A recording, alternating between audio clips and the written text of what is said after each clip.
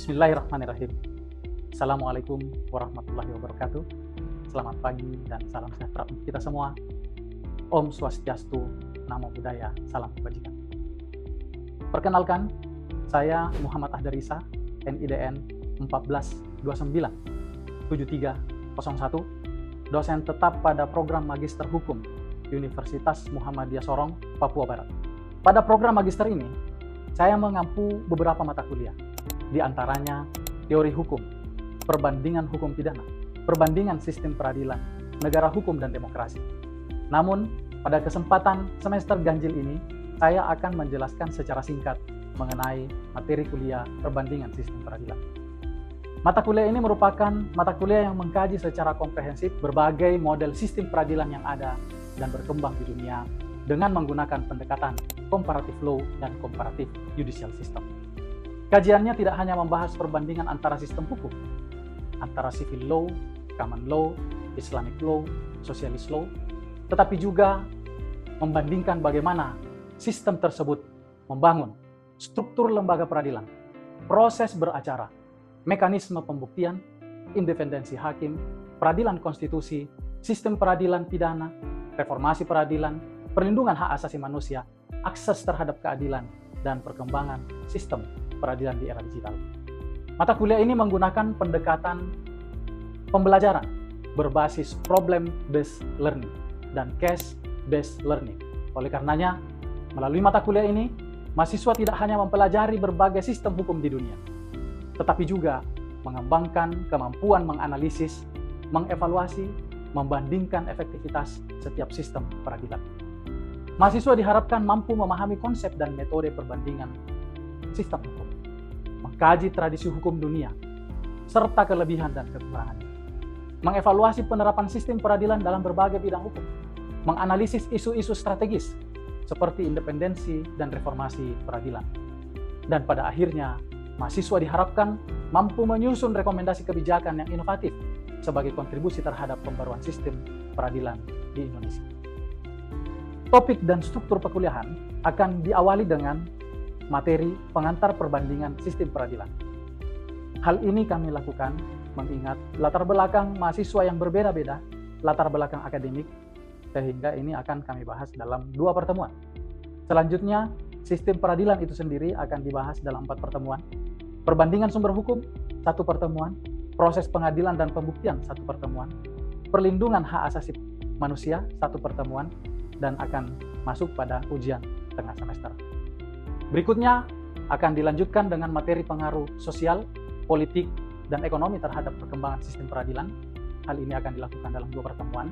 Lalu studi kasus, 3 pertemuan, dan pada pertemuan yang ke-16 akan diakhiri dengan ujian akhir semester. Pada mata kuliah ini, perbandingan sistem peradilan ini, penilaian akan dilakukan pada berbagai aktivitas yang diberi bobot. Yang pertama, UAS sebanyak 20%, UTS sebanyak 10%, tugas 15%, esai 25%, presentasi 15%, dan kehadiran 15%. Di mana metode pembelajaran dilaksanakan secara blended learning atau pembelajaran interaktif yang mengkombinasikan pembelajaran antara daring, diskusi, dan presentasi. Selanjutnya, mari kita melihat proses pembelajaran saya secara daring atau online yang dikemas dalam bentuk video bersama mahasiswa pada pertemuan yang ke-11 dengan topik pengaruh sosial politik dan ekonomi terhadap perkembangan sistem peradilan. Selamat menyaksikan. Sudah terlihat ya materinya? Sudah, Pak. Oke, baik kita mulai. Bismillahirrahmanirrahim. Assalamualaikum warahmatullahi wabarakatuh. Selamat pagi dan salam sejahtera untuk kita semua. Kita lanjutkan perkuliahan kita pada materi pengaruh sosial, politik, dan ekonomi terhadap perkembangan sistem peradilan. Di sini kita bisa lihat, ada pendapat yang mengatakan bahwa sistem peradilan bukanlah suatu institusi yang berdiri sendiri, melainkan refleksi dari dinamika sosial, politik, ekonomi, dan sejarah suatu bangsa. Ada yang ingin menanggapi ini? Apakah ini benar sesuai dengan apa adanya atau seperti apa? Sepakat, Bapak, sepakat. Sepakat ya? Jadi memang kalau kita melihat sistem peradilan, tentu eh, memang sangat memperlihatkan bahwa sistem peradilan kita itu cerminan dari dinamika sosial yang sedang berkembang saat ini. Ya, baik dari sisi politik, kita lihat sisi politik banyak ya. Kasus-kasus saat ini, kondisi misalnya yang terjadi di Nadiem Makarim misalnya. Ini tentu bagian dari politik, bagian dari tekanan-tekanan sosial. Ini tentu bisa saja mempengaruhi sistem peradilan. Apakah kemudian akan ada reformasi ke depan? Ini bisa kita lihat. Selanjutnya, kalau kita lihat ya, ada beberapa pertanyaan dalam mempelajari sistem peradilan ini, khususnya dalam pengaruh politik sosial ini, tentu bisa kita lihat tuh. Mengapa sistem peradilan di Inggris, misalnya nih, berbeda dengan Prancis? Mengapa Mahkamah Agung Amerika memiliki kewenangan yang sangat kuat? Mengapa sistem peradilan di Cina berbeda dengan negara-negara demokrasi? Di Indonesia juga demikian. Muncul pertanyaan, mengapa Indonesia melakukan reformasi peradilan sejak tahun 1998? Tentu jawabannya bisa kita lihat tuh bahwa sistem peradilan selalu dipengaruhi oleh lingkungan sosial, politik, dan ekonomi. Oleh karena itulah, maka yang ingin kami sampaikan bahwa memahami sistem peradilan itu tidak cukup hanya membaca undang-undang, tetapi juga harus memahami konteks organisasi, konteks sosial, konteks politik, konteks ekonomi, dan sejarah-sejarah yang membentuknya.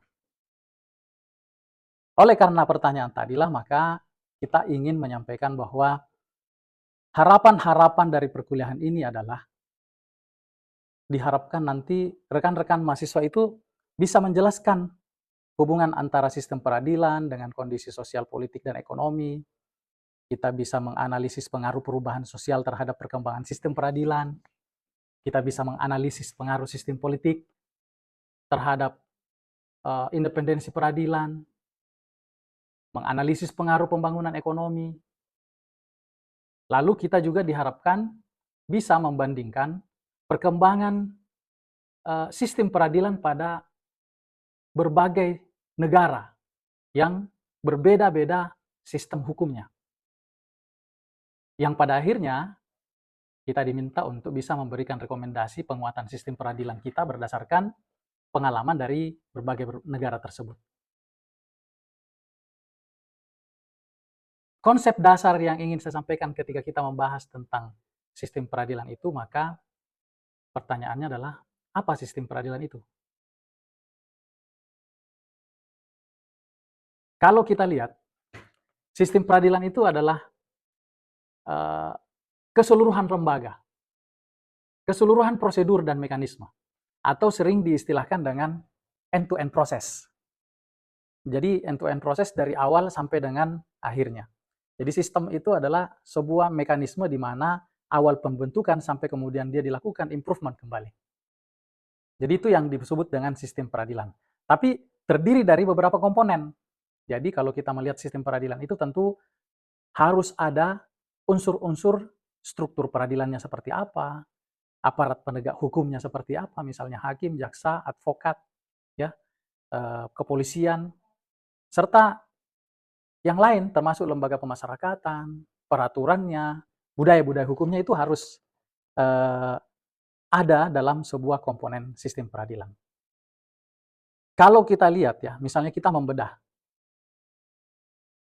Rekan-rekan kalau ada pertanyaan, ada yang mau berkomunikasi, silakan ya, langsung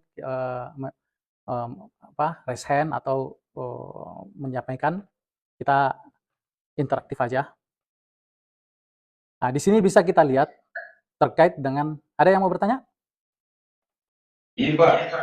Silakan. Silakan Pak Samsul.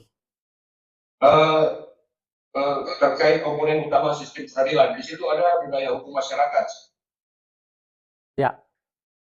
Nah, budaya masyarakat itu seperti hukum adat yang berlaku di Papua khususnya, yang tempat tinggal kami di sini sekarang.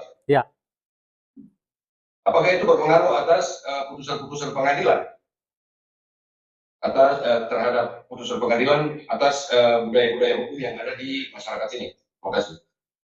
Jadi saya mau menganalogikan demikian. Hukum itu memang datang untuk mengatur masyarakat setempat. Ya. Jadi hukum misalnya yang ada dibuat pada daerah-daerah tertentu tentu disesuaikan dengan kondisi masyarakatnya. Ya, maka dari itulah kenapa terjadi banyak sistem hukum di dunia. Kenapa kemudian sistem hukum common law itu adanya di sekitar daerah-daerah Amerika dan sekitarnya Inggris? Itu karena budaya masyarakatnya yang memang nafsi-nafsi, individualistik. Mereka tidak saling negur. Oleh karena itulah maka di sana itu model sistemnya adalah betul-betul individualistik, common law. Apa bedanya dengan civil law?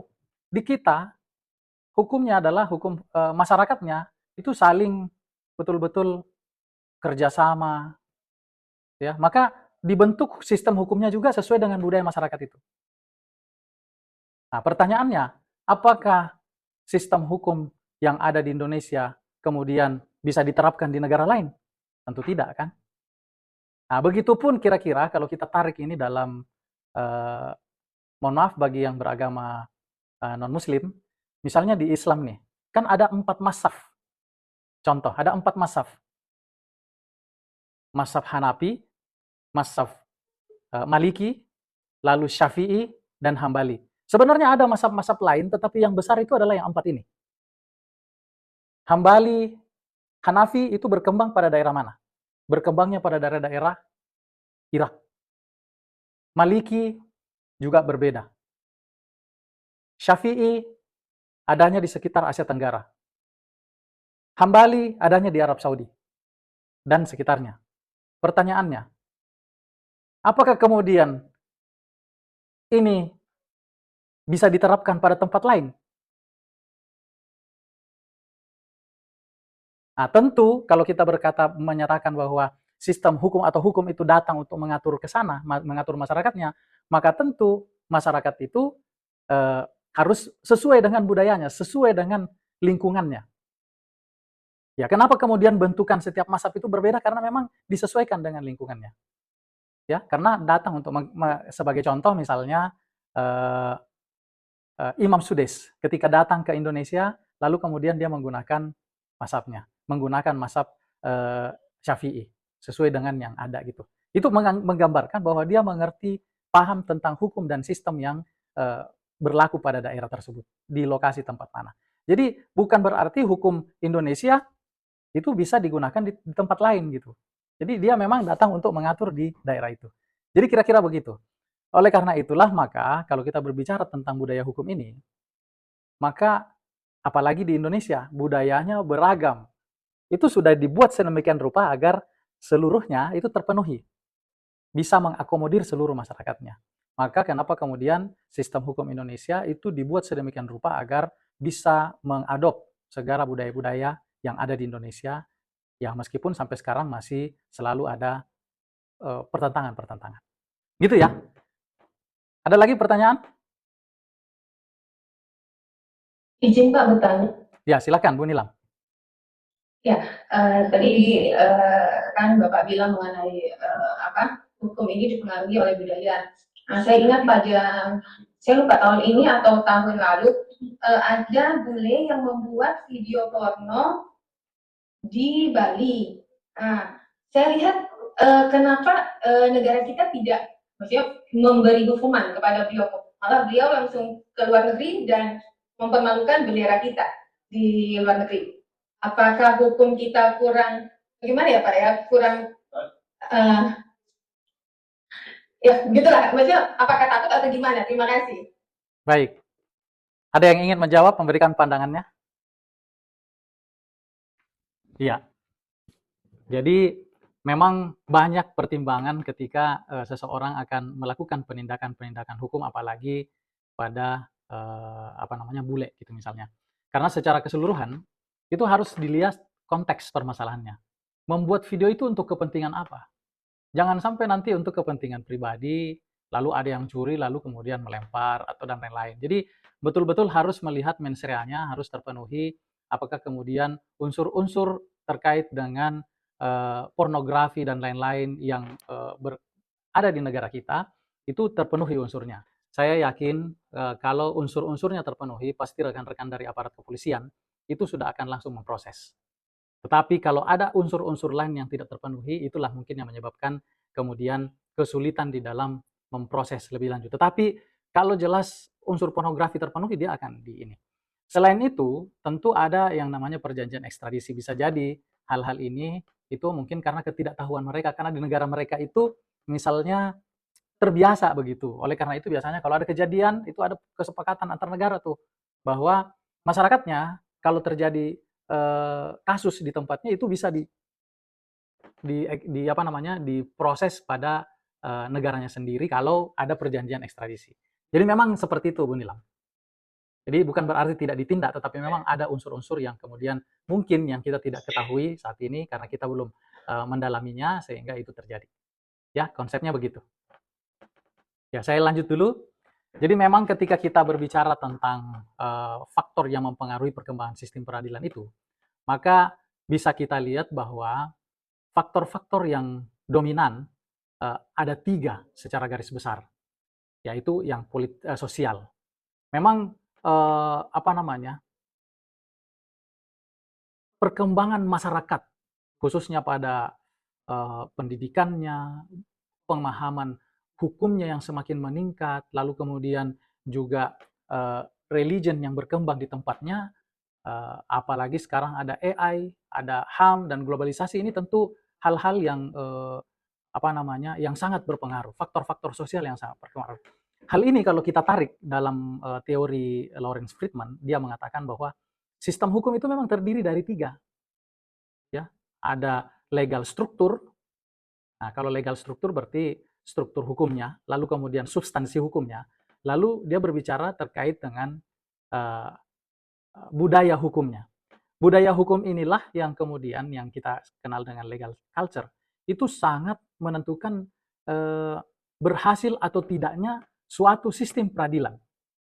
Karena memang itu sangat berpengaruh. Sebagai contoh misalnya gini, digitalisasi pengadilan muncul itu kan karena masyarakat ingin adanya pelayanan-pelayanan yang cepat. Atau misalnya tuntutan masyarakat pada masa itu adalah, kok proses peradilan kita itu lama, panjang, tidak sesuai dengan prinsipnya, yaitu murah, cepat. Ini malah sebaliknya, yang terjadi mahal, lama gitu loh. Nah, inilah yang kemudian yang menginisiasi terjadinya perubahan-perubahan pada sistem peradilan sehingga dibuatlah sebuah mekanisme-mekanisme di mana apa namanya, masyarakat itu bisa memperoleh pelayanan-pelayanan yang lebih cepat, ya. Perkembangan-perkembangan internet, baru selesai kasusnya, beberapa saat kemudian kita sudah bisa upload tuh, searching di Google putusan kita, ya. Itu bisa sekarang. Proses-proses artificial intelligence sekarang itu sangat membantu. Di mana mereka itu ketika melakukan analisis-analisis sekarang itu bisa membantu meskipun tidak selalu 100%. Ya, meskipun tidak selalu 100%. Tetapi paling tidak argumen itu atau cara itu bisa digunakan oleh lawyer, oleh aparat penegak hukum untuk kemudian membantu mempercepat prosesnya. Meskipun itu memang harus jadi AI itu just apa namanya, teknologi yang tetap harus disaring oleh orangnya. Jadi kita yang harus menyeleksi, memfilter AI yang mana yang bisa kita gunakan dan mana yang bisa menyesatkan atau bisa untuk kita seleksi untuk tidak kita gunakan. Itu terkait dengan faktor-faktor sosial. Ada juga terkait dengan faktor politik. Ya.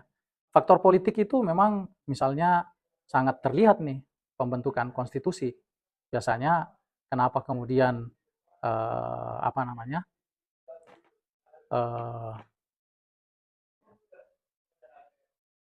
98,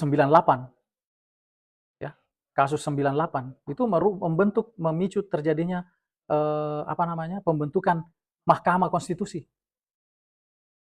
Ada lembaga peradilan-peradilan yang baru. Itu semua akibat proses politik.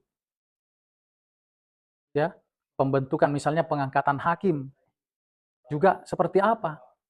Politik ada di situ. partai-partai harus ada di fit and proper oleh para politikus-politikus itu yang duduk di DPR. Ya, jadi memang politik itu menentukan banyak hal, termasuk independensi hakim juga akan terpengaruh. Kira-kira nih kalau saya nanya, terkait dengan putusan yang dikeluarkan oleh hakim, lalu tiba-tiba Prabowo mengeluarkan keputusannya dalam melakukan pembebasan. Itu apa? Hak apanya yang dikeluarkan?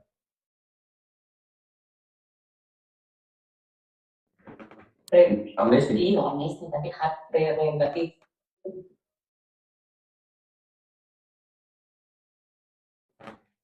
Ya, jadi memang itu hak prerogatif yang diberikan kepada presiden. Ya, jadi bisa menganulir keputusan-keputusan hakim. Itu salah satu bagian dari faktor-faktor politik di dalam yang mempengaruhi perkembangan sistem-sistem peradilan. Meskipun itu sudah ada, tetapi itu kan jarang dilakukan. Tapi dalam rezim saat ini itu sudah, kalau nggak salah sudah 2 kali itu diterapkan. Dia hakim menggunakan haknya, ya. Nah, begitupun misalnya ekonomi nih, faktor ekonomi. Oh sorry, ini ada kesalahan, ya bukan faktor politik, ekonomi. Nah, itu juga demikian. Faktor ekonomi juga itu menentukan bagaimana anggaran peradilan, bagaimana SDM, jumlah SDM-nya, ya, kualitas SDM-nya, gitu. Digitalisasi itu semua membutuhkan anggaran. Jadi oleh karena itulah maka pertanyaan yang sering muncul itu, mengapa sih faktor-faktor ekonomi itu penting? Nah, itu karena memang peradilan kita tuh membutuhkan hal-hal tersebut. Membutuhkan perubahan-perubahan, peningkatan-peningkatan pada sistem, peningkatan kualitas, peningkatan keamanan. Karena tanpa ekonomi tentu reformasi itu sulit berhasil. Karena berkaitan dengan anggaran. Ada yang ingin berkomentar?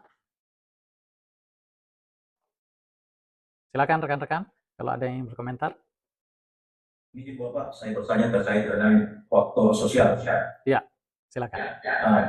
Jika saat ini sistem peradilan di Indonesia ini mampu memperlakukan semua orang sama di mata hukum, equality before the law, tanpa memandang jabatan, kekayaan, ataupun latar belakang suku, maka bangsa tersebut mencerminkan masyarakat yang menghargai keadilan sosial. Seperti yang kita ketahui bersama bahwa jika ingin memperbaiki situasi bangsa saat ini, adalah salah satu yang perlu diperbaiki adalah sistem hukumnya. Namun saat ini terkesan bahwa sistem hukum yang terjadi bahwa sistem hukum ini tajam ke bawah turun ke atas, di mana kekuasaan dan uang bisa membeli kebenaran. Sehingga menurut pandangan Bapak dan rekan-rekan semua, bagaimana memperbaiki situasi saat ini yang terkait dengan hal yang demikian yang saya jelaskan tadi, Pak. Jadi memang ketika kita berbicara tentang sistem, sistem itu hanya sebuah instrumen, ya, hanya sebuah instrumen. Instrumen itu sebenarnya tidak ada yang keliru. Bahwa ada kelebihan dan kekurangan masing-masing, ya memang begitu. Tetapi yang paling penting adalah aparat penegak hukum atau yang melaksanakannya. Aparat yang melaksanakannya. Karena itu yang lebih penting. Analoginya adalah, yang mana lebih bagus, aturan atau sistemnya yang kurang bagus, tetapi aparat penegak hukumnya bagus, atau sistemnya bagus, tetapi aparat hukumnya yang tidak bagus. Tentu, kita semua pandangannya akan sama nih. Bahwa lebih mending aturan-aturan atau sistem yang tidak bagus, tetapi pelaksanaannya bagus, keren, itu hanya akan lebih sampai pada tujuan hukum itu sendiri. Kemanfaatan, keadilan, kepastian hukum, itu hanya akan lebih bermanfaat bagi masyarakat. Tentu begitu ya pandangannya. Jadi memang kita mau menyampaikan bahwa itulah konsekuensi sistem hukum. Kita ketika melihat fenomena-fenomena saat ini, tentu kita selalu memperoleh ada gap di situ, dan itulah yang kemudian harapannya bisa kita gunakan, kita angkat menjadi sebuah materi-materi penelitian, ya, judul-judul penelitian, karena di depan mata gap itu terpampang di depan mata kita. Oleh karena itulah harapannya, ayo rekan-rekan saya mendorong agar kita semua bisa ada di antara kita ini yang mengangkat itu untuk kita teliti, lalu kemudian kita bisa melakukan perubahan-perubahan, rekomendasi, saran untuk perbaikan sistem hukum kita ke depan. Contoh restoratif justice juga. Misalnya restoratif justice, kalau kita mau bandingkan, restoratif justice ini sebenarnya kenapa pemberlakuannya akhir ini rame? Apakah disebabkan oleh sosial, politik, atau ekonomi? Ada yang mau menyampaikan? Dia lebih kemana? Mbak, menurut saya lebih ke sosial, Pak. Karena untuk mempercepat suatu pelanggaran untuk ditentukan. Ya, lebih ke sosial. Iya, Pak. Baik. Ada lagi yang lain? Lebih kemana? Ini Pak, lebih besarnya ke sosial dan ada sedikit-sedikit ke politik Pak. Oke. Kenapa politik? Baik, politik mungkin supaya hal-hal yang menjadi kebijakan untuk penyelesaian secara bersamaan kekeluargaan, mungkin di situ ada kesan bahwa mungkin ada orang besar yang terlibat, kemudian supaya ada celah untuk bisa diselesaikan perkaranya, kemudian diarahkan kepada restoratif justice. Karena tindak pidana yang terjadi baik di pusat maupun di daerah tidak menutup kemungkinan ada keterlibatan orang besar ataupun keluarganya, sehingga mungkin itu menjadi salah satu bagian kecil yang mendorong sedikit kepada politik. Oleh karena itulah, maka saya mau mengatakan bahwa ketika kita berbicara tentang sistem peradilan, maka bisa dikatakan sangat dipengaruhi dari berbagai faktor, sehingga kemudian reformasi peradilan itu menjadi penting untuk kemudian kualitas penegakan hukum juga mempengaruhi sistem peradilan itu. Ini kita bisa komparasi di berbagai negara ya, di Amerika Serikat misalnya. Jadi pengaruh politik itu terkait dengan konstitusi, penempatan kekuasaan kehakiman sebagai kekuasaan yang independen. Nah, itu terjadi di sana. Kesadaran HAM tinggi. Meskipun dalam realitanya kita lihat ya, bahwa ini mereka sendiri yang tidak melakukan HAM gitu. Tapi paling tidak masyarakat itu sudah mulai aktif menggugat pemerintah di sana. Pengaruh ekonomi juga demikian. Ya, teknologi peradilan itu berkembang sangat cepat. Nah, memang dampaknya ya banyak terjadi judicial review ya, dan hakim sangat independen di sana. Di Indonesia, ya hal-hal yang terlihat paling besar adalah reformasi 98. Ya, karena di situ menghasilkan perubahan undang-undang, Mahkamah Konstitusi, Komisi Yudisial, ada sistem peradilan kita yang mulai satu atap. Itu hal-hal yang disebabkan oleh politik. Sosial juga meningkat transparansi itu, di mana semua sudah mulai mudah untuk kita akses. Ekonomi, perkembangan electronic card itu sudah ada tuh. Jadi banyak hal-hal yang terjadi di negara kita dan terkait dengan faktor-faktor yang mempengaruhi sistem peradilan itu. Sepakat ya, jadi memang setiap area wilayah ya itu punya masing-masing kelebihan dan kekurangan. Setiap sistem hukum itu punya kelebihan dan kekurangan. Tidak ada sistem hukum yang paling sempurna. Tetapi kita bisa melakukan reformasi peradilan ketika kita melakukan perbandingan-perbandingan hukum. Harapannya itulah yang bisa kita kembangkan ke depan. Kenapa kemudian perbandingan sistem peradilan ini penting? Dalam rangka mengambil hal-hal terbaik, kelebihan-kelebihan dari setiap sistem hukum itu, lalu kemudian kita adopsi, kita sesuaikan dengan budaya kita, tanpa langsung mencaplok secara utuh gitu. Karena kalau mencaplok secara utuh juga tidak elok. Tentu harus disesuaikan dengan kondisi lingkungan masyarakat yang terjadi, yang di mana sistem hukum itu yang akan diterapkan. Nah itu, ya. Saya pikir itu ya, Bapak Ibu. Ya, jika tidak ada lagi, kita akhiri pertemuan kita ya. Pada kesempatan kali ini, nanti pada pertemuan berikutnya kita akan membahas sedikit membedah kasus-kasus ya. Kita akan membedah kasus-kasus kontemporer ya. Mungkin itu lebih dan kurangnya mohon dimaafkan. Billahi taufiq wal hidayah. Assalamualaikum warahmatullahi wabarakatuh dan Waalaikumsalam. Salam warahmatullahi wabarakatuh.